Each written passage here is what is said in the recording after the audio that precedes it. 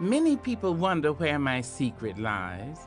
I'm not cute or built to suit a fashion model size. When I start to tell them, they think I'm telling lies. I say, it's in the reach of my arms, the span of my hips, the stride of my step, the curl of my lips. I'm a woman, phenomenally. I walk into a room just as cool as you please, and to a man the fellows stand or fall down on their knees. Then they swarm around me, a hive of honeybees. I say, it's the fire in my eyes, the flash of my teeth, the swing in my waist, the joy in my feet. I'm a woman, phenomenally. Men themselves have wondered what they see in me. They try so much, but they can't touch my inner mystery. When I try to show them, they say they still can't see. I say, it's in the arch of my back, the sun of my smile, the ride of my breasts, the grace of my style. I'm a woman, phenomenally. Now you understand just why my head's not bowed. I don't shout or jump about or have to talk real loud. When you see me passing, it ought to make you proud. I say, it's in the click of my heels, the bend of my hair, the palms of my hands, the need for my care.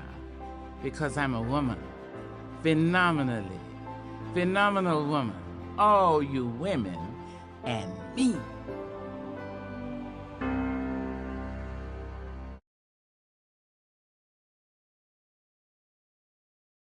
This happened to you because you and Mommy almost died. This is our story. This is Mommy and Malachi's story. And this is how it started. And this is how it evolved.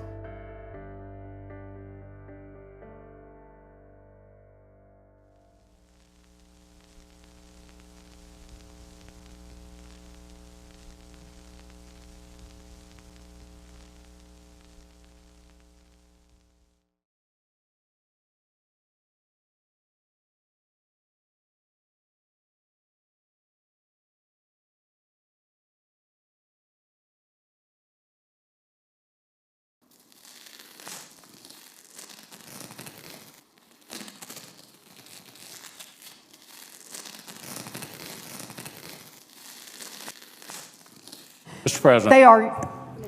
Mr. President. The Majority Leader. The senators impugn the motives and conduct of our colleague from Alabama as warned by the chair.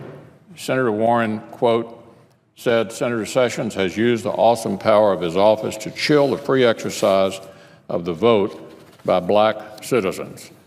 I call the senator to order under the provisions of Rule 19. Mr. President. The Senator from Massachusetts. Mr. President, I am surprised that the words of Coretta Scott King are not suitable for debate in the United States Senate. I ask leave of the Senate to continue my remarks. Is there objection? Object. I appeal the ruling. Objection is heard. The senator will take her seat. So, have you been on Tinder long, or are you just... All right, I'm going to stop you right there because I'm not loving the whole vibe of this interaction so far.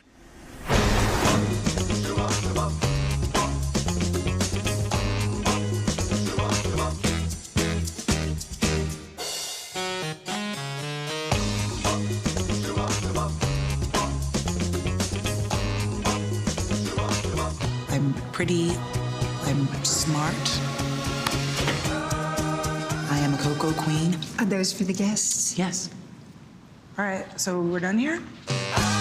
The legal system and the court of public opinion was still allowed prosecutors to ask victims of rape, what were you wearing? Did you have a bra? This is not a joke. This is deadly freaking earnest, man. What difference does it make what a woman was wearing? At the warehouse.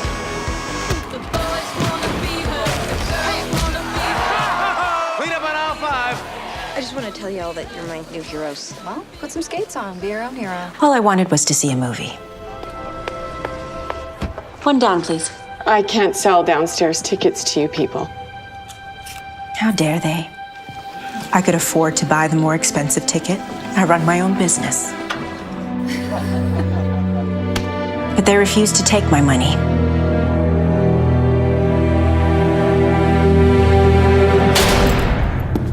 They left me there all night. On what charge? They said I didn't pay the theater tax. But it was really about color. Sister Desmond, appeal this conviction and your community will stand behind you. Do you have any idea what this will do to us? So what are you going to do? Make it right. Viola Desmond's case inspired Nova Scotia's civil rights movement. She was pardoned 63 years later based on the injustice of her conviction. Watch your thoughts so they become words. Watch your words so they become actions. Watch your actions for they become habits. Watch your habits for they become your character. And watch your character for it becomes your destiny. What we think we become. My father always said that. And I think I am fine. When life gets you down, you know what you gotta do? I don't want to know what you gotta do. Just keep swimming, just keep swimming, just keep swimming, swimming, swimming. What do? We swim, swim. Doreen, singing. Oh, Dory. I love to swim in. Dory. When you want. I am Merida, firstborn descendant of Clan Dunbrog, and I'll be shooting for my own hand. I love you. You belong to me. People don't belong to people. Contemporary art. No, that's just an advertisement. Quiet. Today you just listen. What will the future scholars see when they study us? A portrait of women today? There you are, ladies. The perfect likeness of a Wellesley graduate, magna cum laude, doing exactly what she was trained to do. Slide. A Rhodes Scholar. I wonder if she recites Chaucer while she presses her husband's shirt's slide. Now you physics majors can calculate the mass and volume of every meatloaf you make. Slide. A girdle to set you free. What does that mean?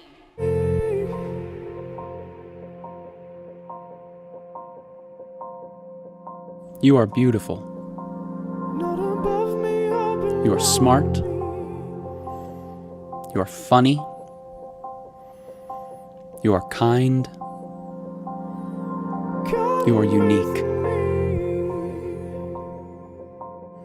You are worthy of love and affection. You are never too much, and you are always enough. You are precious. You are a diamond, a rose, a pearl, the most stunning of all God's creation. You are worth more than you could ever imagine. Worth more than the numbers on the scale, or the hair product you use, or the shoes you wear. More than how many girls wish they were you, or how many guys wish they had you. More than the price tags on your clothes, or the percentage at the top of your math test, or even the number of followers you have on Twitter. Your worth surpasses all earthly things. I'm feeling honored that I am being chosen as a Nobel laureate, and I have been honored with this precious award, to the Nobel Peace Prize. Growing up in Mississippi, my prayer was, for as long as I can remember, God, use me. Use me, use this life. I don't know what the future holds for me, but I know that there is a vision for my life that is greater than my imagination can hold. Use me, what would you have me to do? And that dream, that desire, that prayer brought me somehow to television.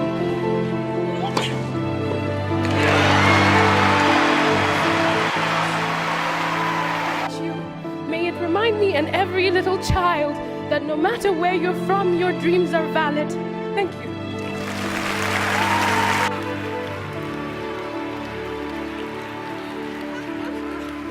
If we stop defining each other by what we are not and start defining ourselves by who we are, we can all be free. I am grateful to have been loved and to be loved now and to be able to love, because that liberates. Love liberates. So rock bottom became the solid foundation on which I rebuilt my life. You might never fail on the scale I did, but some failure in life is inevitable. It is impossible to live without failing at something, unless you live so cautiously that you might as well not have lived at all, in which case you fail by default.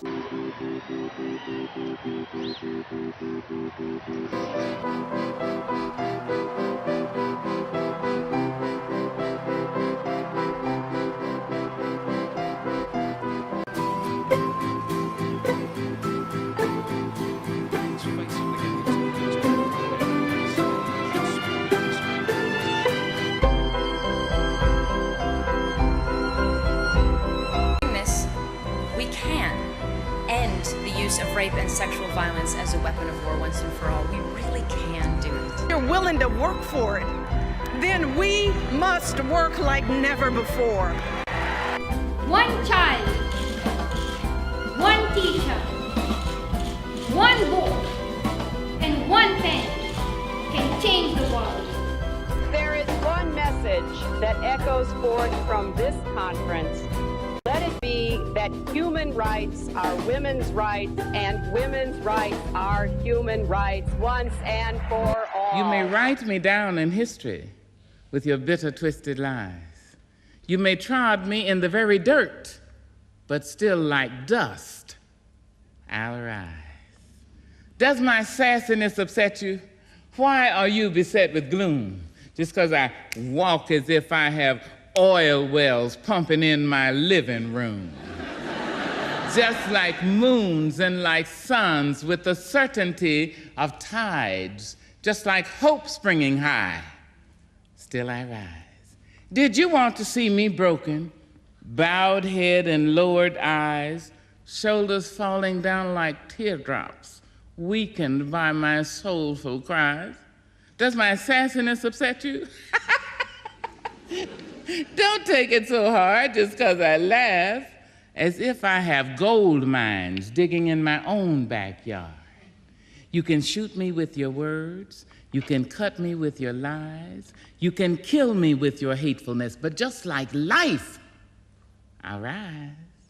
Does my sexiness offend you? Oh. Does it come as a surprise that I dance as if I have diamonds at the meeting of my thighs?